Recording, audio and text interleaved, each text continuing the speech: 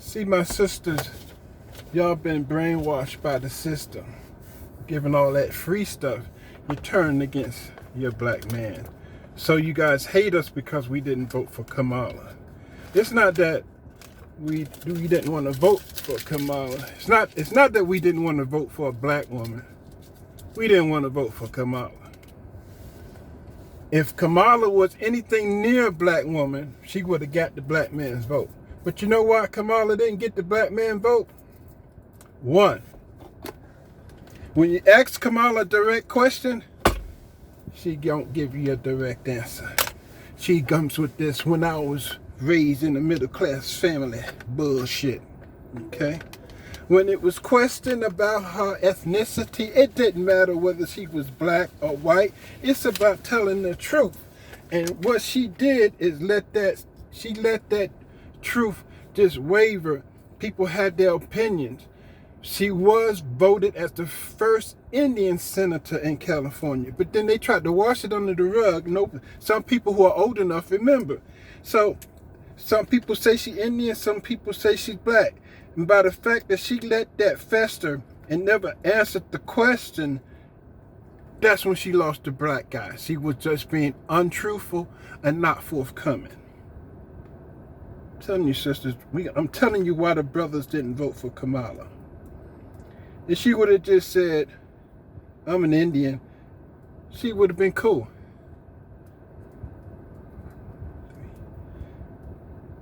Get my money right. Hang on. I get the money.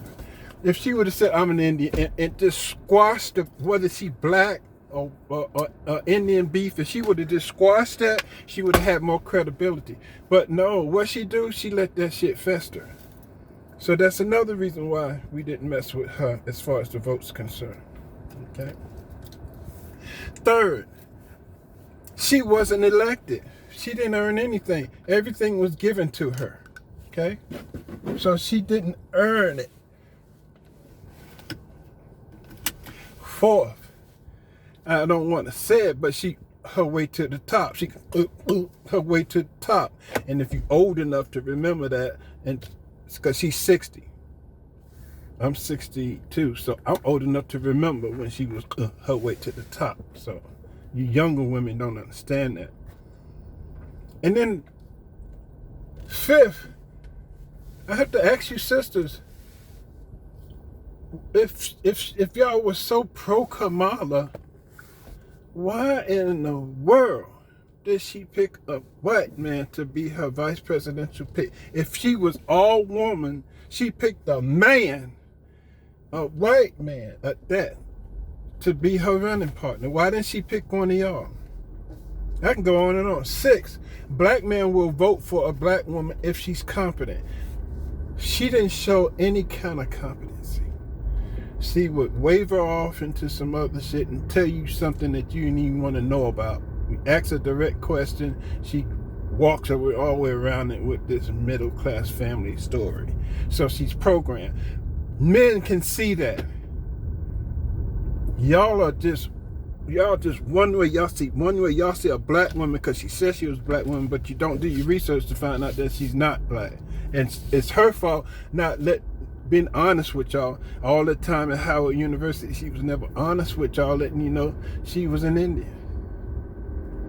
When you go to our house party, you won't see not one of y'all there. Not one of you.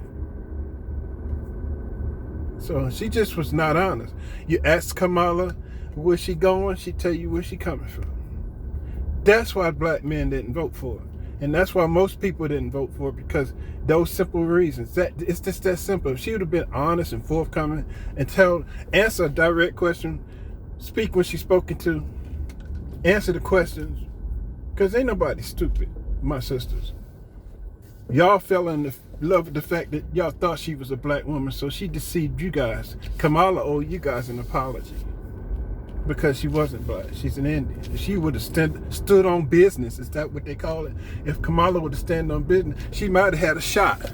But by the fact that she was deceptive and her lies, she couldn't run away from her lies and she couldn't hide from the truth, is the reason why she lost in a landslide. And she spent all that money buying entertainers because she felt like she can deceive y'all by having y'all look this way and vote that way. And it didn't work out. Black people are more than shake your booty, Beyonce. We are more than that. And to relegate us down to booty shaking is an insult to the black culture. It's just an insult. We do more, we're better than that.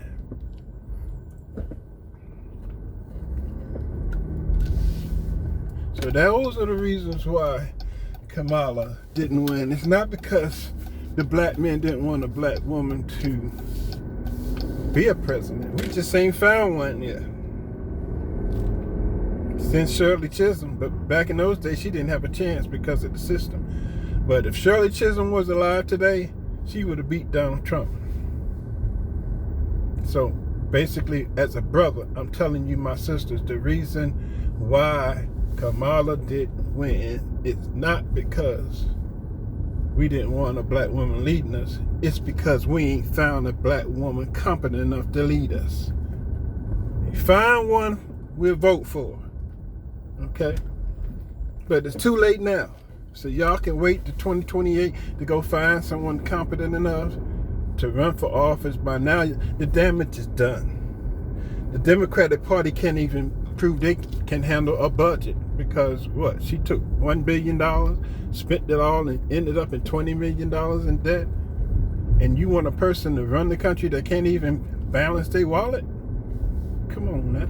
Come on now. Give y'all something to look at. This is Chateau d'Elon, Brazelton, Georgia. I had to talk to y'all for a minute because that's all I hear is y'all going through y'all Trump derangement syndrome. Trump ain't did nothing but expose the truth. And truth hurts. So, get over it, move on. If you want a black woman to be a presidential candidate, make sure she can read, write, and actually stand on business. If she black, say she black. She ain't even got to be a black woman. Just as long as she stand on what she is. If she an Indian, stand on it. If you Asian, stand on it. Don't say you somebody you ain't. And that was Kamala Harris's problem. She tried to be somebody she ain't. And it's hard trying to hide from the truth. It costs you a lot of money. You got to keep your story straight. You got to go around the circle. You can't answer direct questions because you don't want to face the fact that you're not acting who you are. And people, especially black men, can see right through that. I mean, we have to deal with black women all the time. Going to the club, dressing up with fake nails, fake eyebrows, fake makeup, fake hair. We know fake when we see it. So Kamala come at us, we saw her coming a mile away because we grew up watching black women being fake. So how's she gonna fool us? We grew up watching y'all being fake. We know fake when we see it. She wasn't good at it. So, you know, y'all owe us black men an apology, to tell you the damn truth. Because we didn't do nothing. We looking out for you. Y'all don't want to look out for us? Good. You ain't supposed to, because black men, we're the leaders of the tribe anyway. Y'all supposed to look to us for leadership. And when they gave y'all those food stamps from Section 8 and all that, put us out, that Democratic Party told y'all, don't listen to him. We'll put money in your pocket. We'll give you a place to stay. You be the leader of your own tribe. Don't listen to him. And he just took the man out the household. Well, guess what? We taking freaking back. We taking the household back. How about that? So y'all lick your wounds, get over it, stop blaming Trump. Trump didn't do nothing. Find you a black woman that's competent enough. And then again, I said, if y'all love Kamala so much, why did she pick a white man to be her vice president? That's the one question I always want to know. Y'all so pro-black and she so pro-this. She walked right on past all y'all black women. Not all y'all. She walked past every one of you black women. Every one of y'all. And I'm quite sure some of y'all competent enough to be vice president. She walked past all y'all black women and wouldn't get her a white man who was suspected. One of those files. He's suspected to be a file. She wouldn't got one of them. to be her running mate. Ask Kamala why she didn't pick a black woman to be her vice presidential candidate. It's since y'all wanted to make history. She could have made big history as the first black president, female, and vice president, female of the United States. She could have made history, but no, she wouldn't got a white man to be her vice president. So I need you guys to ask Kamala why did she not pick a black female to be her vice presidential candidate to run with her? Why didn't she do that? Picking on by Trump. Trump is draining the swamp. And you black women are in the swamp. Y'all need to get with it. Y'all don't like us? Cool.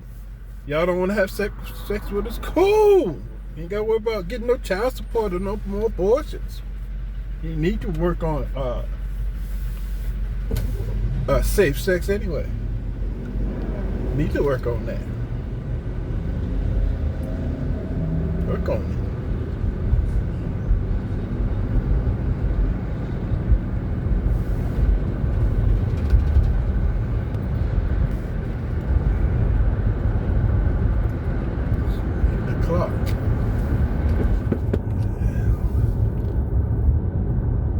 Yeah, work on that.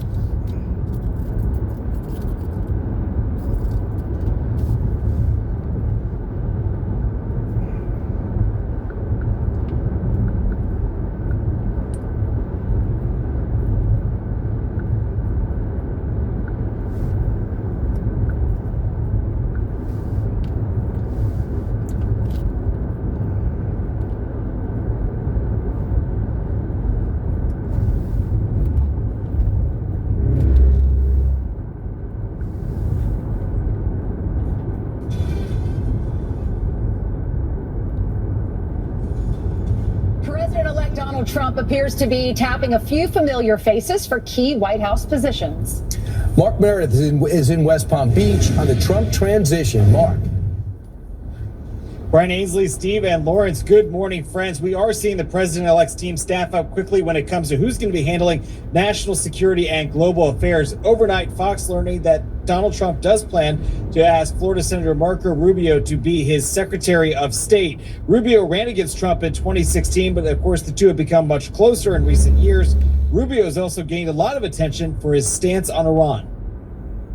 Iran is constantly looking to hurt Israel. They seek to drive America out of the region and then destroy Israel. This is a group that wants to destroy Israel. Hamas exists to destroy the Jewish state of Israel. What are you supposed to do with an existential threat? You have to degrade it or eliminate it. I expect that they will respond. I don't think they're going to ask us, nor do they need us to help them in that regard. We're also watching as Trump has chosen Florida Congressman Michael Waltz, an Army veteran, to serve as national security advisor. We know there'll be a lot of focus on Waltz's view on Ukraine, a country he has visited in the past, in which he said there should be limits on what kind of support the U.S. provides to Ukraine. I don't think anybody's advocating for any military on the front line, but helping with that logistics planning, those operations, integrating the intelligence is incredibly important. Today, Israel's president is going to be in Washington meeting with a number of lawmakers, including Trump's nominee for UN ambassador, Congresswoman Elise Stefanik. Other names being considered for key posts include Governor Kristi Noem of South Dakota. There's a report overnight that she could head the Department of Homeland Security. The Trump transition team has not confirmed the report, and I just reached out to the governor's office a few minutes ago. We're looking to see whether or not Trump weighs in on social media. He's usually the one who likes to announce these big posts, and so we're looking to see if he talks about it. That out. He's getting all these women. Chief of Staff is a woman. Head of Homeland Security is a woman. Ambassador to the United States is going to be a woman. He's picking a whole lot of women to be on his staff. Eat that, black women. He ain't picked a black woman yet. I wonder why. He may change his mind. Does that mean this is a trial? He ain't picked nobody yet. He probably will pick a black woman somewhere down the line. But y'all so racist. Black women are the most racist people in the United States now. You see it every day with y'all. Y'all hate everybody. Now y'all hate us, and we didn't do nothing to you.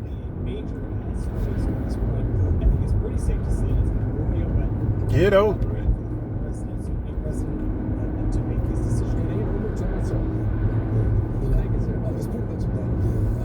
second in the running when it came down to the vice presidential choice. It was also just reported that Tom Cotton will ascend to the Gang of Eight as the chairperson of the Intelligence Committee for the Senate.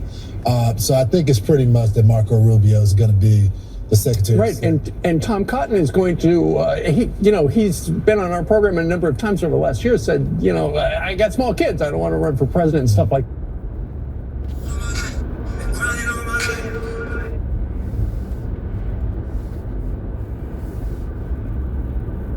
For tomorrow. Yeah, it hasn't officially been appointed yet, but we know his story very well because he ran for president. Heard his speeches saying, I moved to Miami, my parents moved over, my grandfather lived under this communist regime in Cuba. His dad had to work as a bartender at weddings and things like that, and his mom raised the kids during the day and she was a maid at a hotel. So his story is really inspirational, and now he goes on to be a senator. It's incredible. See, I watched Anthony Blinken for the last 4 years run around and go to all these meetings, and nothing ever happened good. Nothing. Everything got worse. When he goes in and meets with officials over in the region, he knows exactly what he's doing. He's been working on China. He identified them as a huge threat. He's talked about the multiple areas which have infiltrated our country. Do you think he's going to take a backward step when he's one-on-one, or even with Vladimir Putin, especially with Iran? Iran right now, this is the critical time. Right now, their nuclear program is totally exposed, and they promise an attack on Israel. That's going to be front and center for the Secretary of State. So do they do a deal at the last minute to preserve their country or not? But Brian, it's the pairing. So you got Marco Rubio, who will presumably be at state. You got Walt, who's going to be the national security advisor. And then on the world stage, you got Elise Stefanik, who has been critical of the regime. I'm just wondering who's going to be Secretary of Defense. But right now, that pairing together, you got a powerhouse when it comes to the National Security Council. That wall. That is so powerful. Yeah. And the thing about that wall is that is a lineup of Trump loyalists. I mean, essentially over the last 6 months, as it's been very clear that Donald Trump is going to wind up being the nominee, all of those people, with the exception of Susie Wiles, who was working behind the scenes, all of those people appeared on television and talked about Donald Trump in glowing terms, where, back in the day when Marco Rubio was running for president, they were rivals. Well, now they're all on the same page. And so to your point, Lawrence, about when they go, and Brian, when they go out and, whether he's the new Anthony Blinken, where he goes into another country and talks to different foreign leaders, he's going to be on exactly the same page as Donald Trump, whereas Anthony Blinken would probably go back to Foggy Bottom in Washington and then call the president and said, okay, this is what you need to know because I just decided this. So as opposed they to Foggy are together. White House. And after Tom Moon was announced as border czar, we heard all these sound bites of him on every channel over the last few days.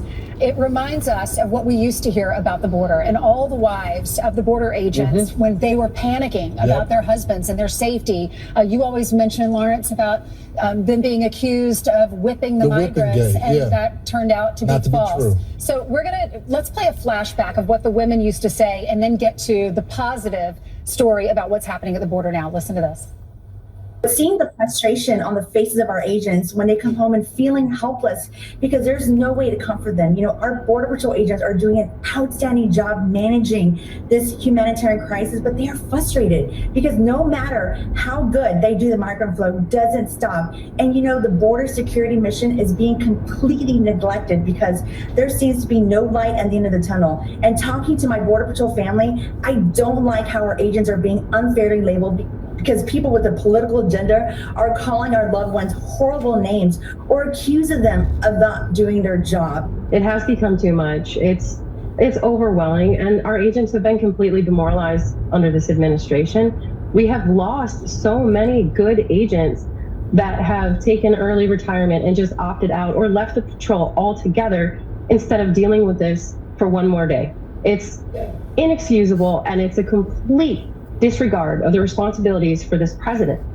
Tom Homan said he had to shut off his phone because so many people want to come back to the job. Right. So many people want a job, want to come back to ICE. But what about the men and women who are working the patrol? These are some of the texts that Bill Melugin got. He said morale is super high, especially with the Holman news too. This from another agent, ecstatic to go to work. Morale is even higher than the first time he won. Another, oh dude, people who are going to retire are not. Everyone is happy. So that is just unbelievable. And the thing that you point out when you go there is that it's the middle of nowhere. Yeah. And then I ask people where they live, because to get a hotel in that area, usually rundown hotels, not the nicest. So I go, I'm looking in the area, not the greatest area. You have a choice. You bring your family to an area which is not a lot of population, small towns, not a lot to do. Right. Or you leave your family to major metropolises, and you have to stay there during the week, and you come back on the weekends.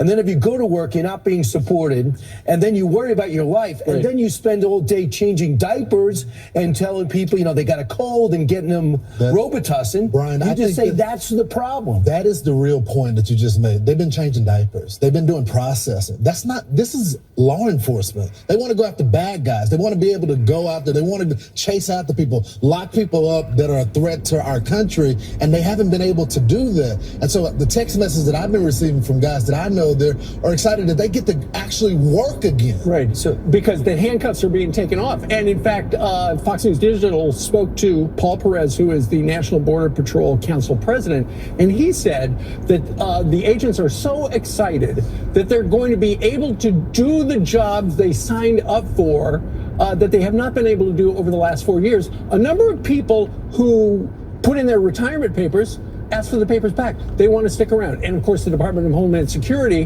has got a lot of openings, and so they're going to take them back. The other thing is, he also said that given the fact going forward that Donald Trump has made it very clear that he's got the back of the men and women of Border Patrol, this is going to help with recruiting. So it's going to be so much easier to get quality people to work our southern border because they are now allowed to do their jobs. Yeah, that's what, and he told Fox Digital, it's so exciting. Think about how positive that is for our law enforcement individuals. They don't make a lot of money. They put their lives on the line, and now they're getting support from the president. They need rapid processing. I hope they call Henry Cuellar. He's dying to work for somebody. Yeah. And all these people that ran ads, I'm going to be tough on the border, Laura Gillen and the others, these Democrats, Tom Suozzi. All right, go work with them. And don't be a block, right? Don't be a block. Go ahead and fulfill the ads that got you the position, because most of you kept your positions because you ran like Republicans. I thought the liberals who voted for Trump down in Texas were misogynists.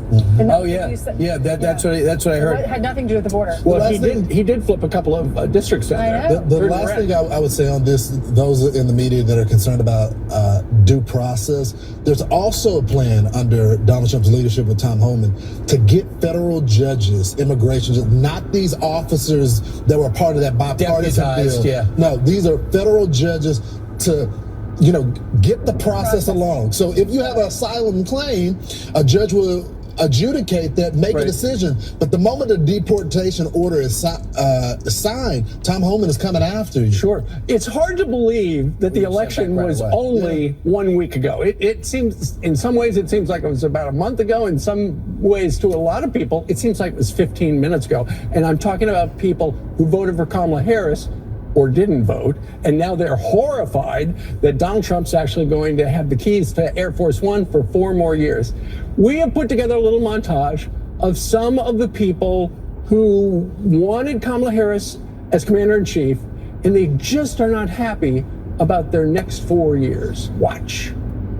Now that my feet are firmly planted in the anger phase of grief, it's time for action. We have the traditional 4B movement, which is not going on dates, not sleeping with, not marrying, not having children with men. Not sure why no one understands how I feel. You guys know that my husband turned Republican this term. I don't know why. Threw his out of the house. And I have to do more. Stop talking to men. Divorce your husbands. Leave your boyfriends. Leave them. They don't give a about you. And I promise you, come over to this side. I will bake cookies. I will shave your head. Is she becoming a guy? What's she doing? Doing a haircut. Oh, I got a haircut yesterday. Terrible haircut. Why have a Flowbee if you're going to do it yourself? So I don't know. What does that achieve? She was not using the Flowbee. It hurts yourself. You're not going to date. You're not going to have children. You're not going to marry. You're going to kick your husband out of the house because he thinks differently from you. Well, like the one woman said, my husband turned Republican because apparently she thought She knew him, but obviously he was voting for things that were important to him. And we've talked about this. Her husband probably realized, wait a minute, the border's wide open, and I don't have enough money to pay for all my stuff. And so he turned Republican. All right, well, we've all been out of the dating pool. You know, that's leaves more men for all those single girls. For all of us, for all the single girls out there. I see. Well, out here, I mean, they may have, according to the polling, they may have not told the pollsters, but they believe this way. They believe the border should be secure. And I just think us highlighting this shows you that they've learned zero. And there's a lot of pundits that are on TV. They're doing the same thing. I'd ask yourself, when it comes to a relationship, would you like to hear that you're? I knew you were going there. If it comes to, would you like? So many thoughts right now. Would you like to hear from your husband himself that he switched parties, or do you want to hear from somebody else? Like, what is worse? That's an Ainsley question. Right, Ainsley, what do you think? If you found out from somebody else that your husband is secretly a Republican, or would you rather hear it directly from him? I don't think your husband should lie to you. I think he should tell you But what about how he that feels. Yeah, what about? So, yeah. I mean, there's so many. But here's the thing: if you don't know, or you could vote in denial. You've been at your Thanksgiving dinner, or you marry into a family, and there's that one liberal that's like this. Or one conservative. It's like brutal. Right. It's brutal. I don't want to sit by them. Right. I respect them. I'm not going to tell them how to vote, but I'm just like, oh. Well, here's the thing. Too much. You're being confronted by your spouse going, I overheard you talking tax cuts. How dare you? In front of the children. Well, here's the thing. Those people are all entitled to their opinions, and they can feel how they feel. Yeah. But he's going to be president for 4 years. He won a 4-year term. Just deal with it. Yeah. Don't, Some of these people. I just don't think it's rational. I mean, if you can be upset about it. People are upset. I mean, I don't remember Republicans acting out like this, cutting their hair and all this after Donald Trump lost in 2020. You're sad, you're demoralized, but you move on. It's a good question for the people. If you're a Republican and cut your hair when Joe Biden won, 188 tell Fox. Right.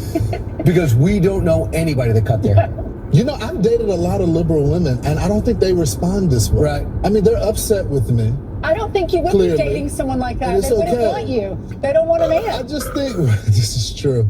Well, they we come don't know. around. Some Eventually liberals they want come that. around. Some, but not these women. Right, They're boycotting them. Right. So Lawrence, they are off the market. They're off the market. Don't be okay. confused. Okay. I'll cope. These are things you need to deal with during the dating phase. Crazy. About this case as a textbook example of a case where you have inadmissible evidence of acts that occurred during a presidency. It would be almost absurd to me if Judge Bertrand did not dismiss this case. Yeah, and officials at the U.S. Department of Justice are also assessing how to wind down the 2 federal cases brought against Trump by special counsel Jack Smith. Smith charged Trump out of his 2020 election interference case and his classified documents case. A federal judge, though, dismissed the charges relating to classified records earlier this year, ruling that Smith was unlawfully appointed as special counsel. Meanwhile, a separate case in Georgia involving state criminal charges is also awaiting an appeals court decision. A Trump campaign spokesperson saying after his massive election victory, quote, "It is now abundantly clear that Americans want an immediate end to the weaponization of our justice system." Guys. All right, Brooke, thank you very much. Carly. Manslaughter trial will resume this morning after powerful testimony on Friday from witnesses who were on the subway on the day Jordan Neely died. Subway goers revealing they felt relieved when Penny intervened by placing Neely in a chokehold after Neely threatened to kill them. The Marine veteran faces up to 15 years in prison if convicted. He has pleaded not guilty. Now to a wild video in Brooklyn where a masked man was caught on camera allegedly trying to kidnap a 6-year-old boy right out of his father's hands. This happened on Saturday. Police arresting the suspect, 28-year-old Stephen Stowe, the next day and says he's been arrested more than 30 times. Stowe's rap sheet includes 2 other open arrests in Brooklyn, including one for allegedly strangling his girlfriend in August. He is currently being held without bail. Oprah Winfrey denying reports that she accepted a $1 million payment from the Harris Waltz campaign to host a celebrity packed town hall for the vice president. How do you think the election went? Not talking about the election. Thank you very much. Oh, is it true that they paid you $1 million for the endorsement for Kamala? Not true. Not true, okay. I was paid nothing ever. Well, her denial follows a report by the Washington Examiner claiming the Harris campaign paid the large sum to Oprah's company, Harpo Productions. And the New York Post is reporting that Saks Fifth Avenue is canceling its famous Christmas lights show here in Manhattan after nearly 2 decades. The move coming in an effort to cut costs. A spokesman for Saks telling the Post, quote, "It has been a challenging year for luxury, and like others, we are carefully managing our business to ensure the company is best positioned for the future." So Senator-elect from attending today's orientation, despite the race being... News alert now, 5 men. 5 men have been arrested on assault charges for alleged roles in anti-Semitic attacks, horrific attacks on Israeli soccer fans in Amsterdam last... Such opportunity. And it turns out there is significant reason to doubt the evidence the House managers have put before us. Let me say this clearly. We have reason to believe the House managers manipulated evidence and selectively edited footage. If they did, and this were a court of law, they would face sanctions from the judge. I don't raise this issue lightly. Rather, it is a product of what we have found in just the limited time we have had since we first saw the evidence here with you this week. We have reason to believe that the House managers created false representations of tweets, and the lack of due process means there was no opportunity to review or verify the accuracy. Consider these facts. The House managers, proud of their work on the Snap impeachment, staged numerous photo shoots of their preparations.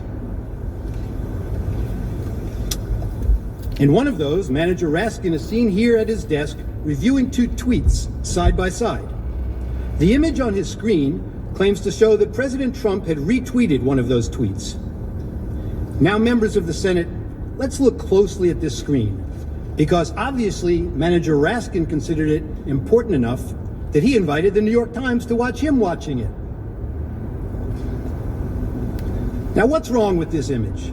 Actually, there are 3 things very wrong with it. Look at the date on the very bottom of the screen on Manager Raskin's computer screen when we zoom into the picture. The date that appears is January 3rd, 2020, not 2021. Why is that date wrong? Because this is not a real screenshot that he's working with. This is a recreation of a tweet, and you got the date wrong when you manufactured this graphic. You did not disclose that this is a manufactured graphic and not a real screenshot of a tweet. Now, to be fair, the House managers caught this error before showing the image on the Senate floor, so you never saw it when it was presented to you. But that's not all. They didn't fix this one. Look at the blue check mark next to the Twitter username of the account retweeted by the president. It indicates that this is a verified account, given the blue check by Twitter to indicate it is run by a public figure. The problem? The user's real account is not verified and has no blue check mark, as you can see. Were you trying to make your account seem more significant, or were you just sloppy? If we had due process of law in this case, we would know the truth. But that's not all that's wrong with this one tweet. House Manager Swalwell showed you this tweet this week, and he emphasized that this tweet reflected a call to arms. He told you repeatedly that this was a promise to call in the cavalry for January 6th. He expressly led you to believe that President Trump's supporter believed that the president wanted armed supporters at the January 6th speech, paramilitary groups, the cavalry, ready for physical combat. The problem is, the actual text is exactly the opposite. The tweeter promised to bring the Calvary, a public display of Christ's crucifixion, a central symbol of her Christian faith, with her to the president's speech, a symbol of faith, love, and peace. They just never want to seem to read the text and believe what the text means.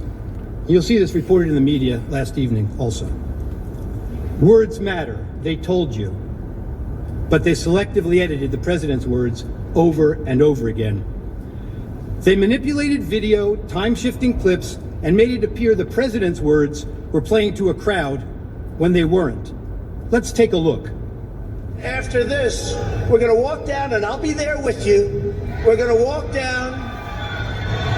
We're going to walk down to the Capitol. But I think right here, we're going to walk down to the Capitol.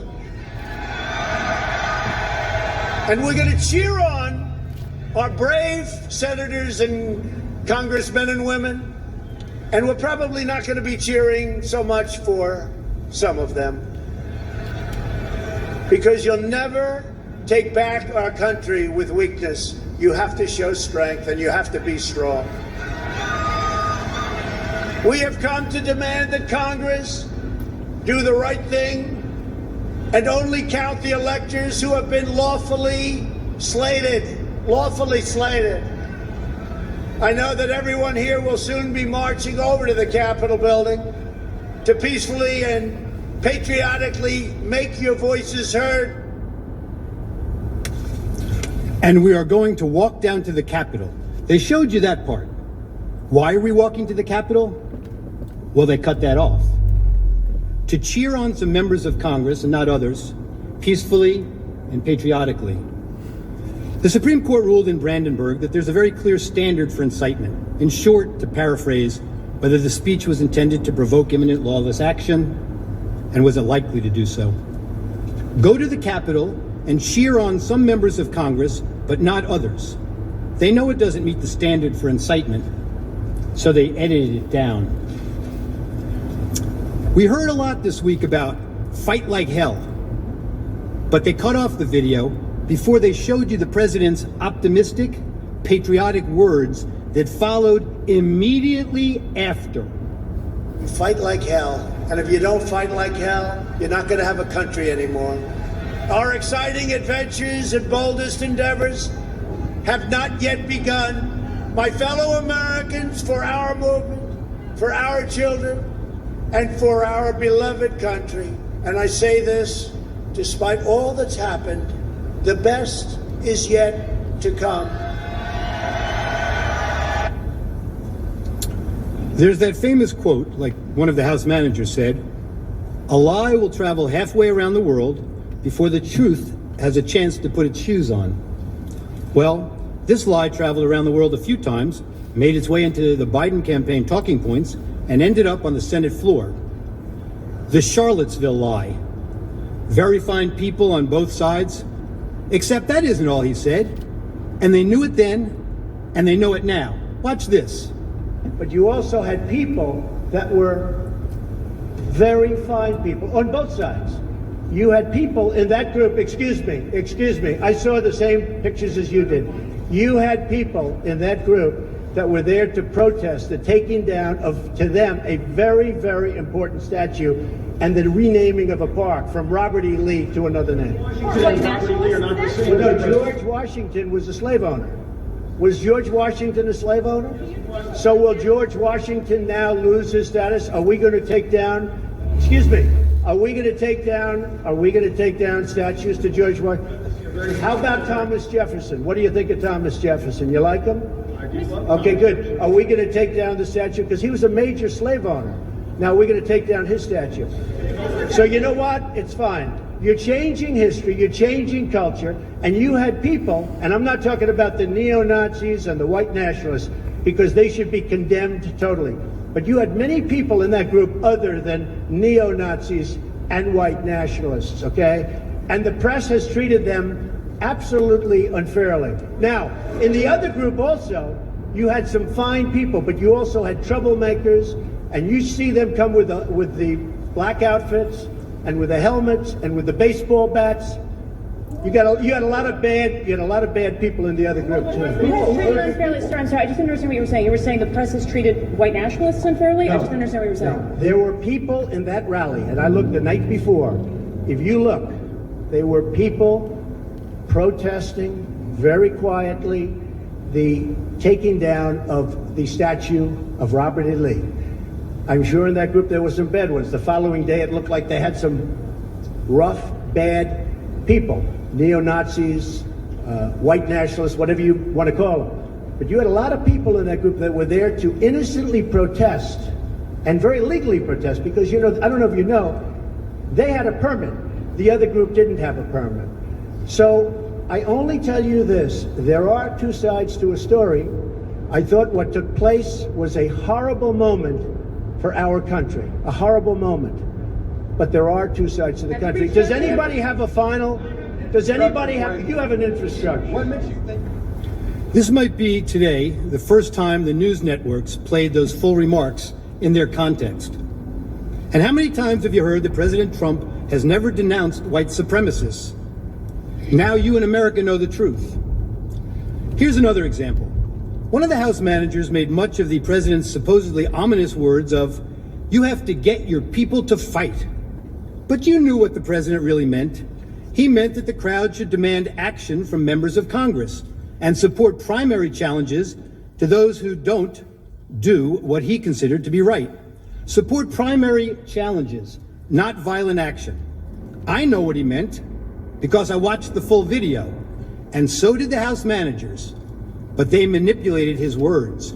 You will see where they stopped it, and to give it a very different meaning from the meaning it has in full context. Let's watch. You have to get your people to fight. He told them. You have to get your people to fight. And if they don't fight, we have to primary the hell out of the ones that don't fight. You primary them, we're gonna let you know who they are. I can already tell you, frankly. The people who need to fight are members of Congress. Why did we have to skip the necessary due diligence and due process of law and any legal proceeding should have? It couldn't have been the urgency to get President Trump out of office. House Democrats held the articles until he was no longer president, mooting their case. Hatred, animosity, division, political gain, and let's face it, for House Democrats, President Trump is the best enemy to attack. You're recognized for 5 minutes. Thank you so much for this opportunity. It's not about black and white, rich and poor, blue collar, white collar. We're fighting for the heart and soul of our nation. We have a very, very special country that started with the Judeo-Christian values that allowed every single generation to become better than the last. And that has not ended, that has not stopped. Well, right at Walmart, we got a major T-bone situation which will require a light future. This one I wanted to go to Walmart. Bam!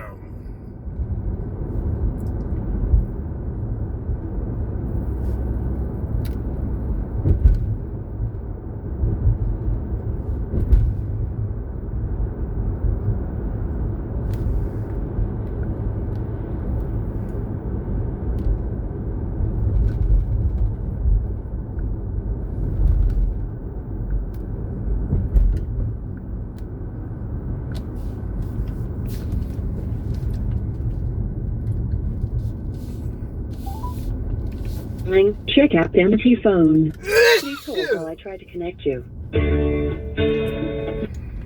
Hey, Bobby. Hey, how's that thing going? It's going. How's everything going with you? Not too well. Why? What happened? I was on my way to Wally World. And it looked like an illegal immigrant tried to turn into Walmart and got towed up. So what, did they blocked off everything? The entrance is blocked off. Somebody towed their ass up. You could tell they were an illegal immigrant because the way they was in the intersection. Driving a car. And there's no other way into Wally World but that way Home right Depot. Yeah. But I was like, damn, just when I want to go in there, now I got this. I mean, it's blocked off. And she's sitting in there looking like she from... She's pitiful. You know what they look like. You can tell they don't dress like us. I said, look at this child. She done jumped in front of somebody. Fucked her shit up. She's still in the car. Good morning. Now I gotta figure out how to get around. I guess I go through Home Depot. Yeah, looks like you're gonna have to. Or you can just, you want to just wait for the weekend? I've been waiting every time I gotta wait every time I gotta wait. No. That's what I'm saying. Every time you want to go in there, something going on. Happening.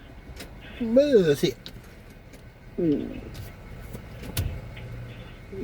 Everything went well this morning. Yeah? Yeah. I was going to record it, but I was more focused on getting it done because he was right over my shoulder catching every fart that I had coming out of my body. Let me go and do this shit. He right over my shoulder. He helped out some too. I appreciate it. But I was going to record it had he not been all over me. But that's all good. Let me see if I can go through Home Depot. You'd have to turn back around, right? Because you can't go through Publix to get past. What about going through Publix to get? No, that's too far down. I'm gonna go through Home Depot and see if I can go in there and come back out, something like that. You gonna get that turkey though, dog. Heard me. These mofos out here starting trouble early this morning. Ain't even 9 o'clock yet. For her funky ass. I got on video too. I recorded it. You there? Oh, you did. Yeah, I did. Yeah, I said, oh, you did? Yeah. Her funky ass sitting in there looking right stupid.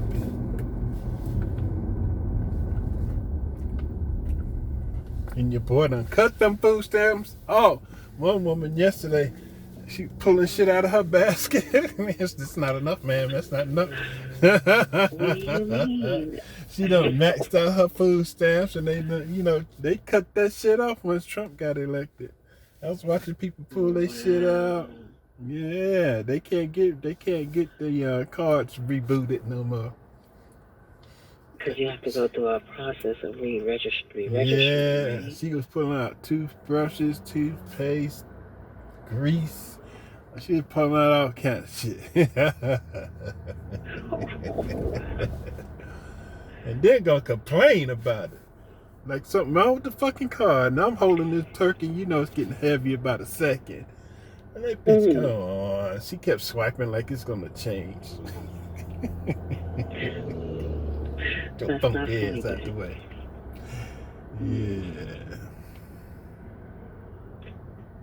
So I just got off the phone with my uncle and my daughter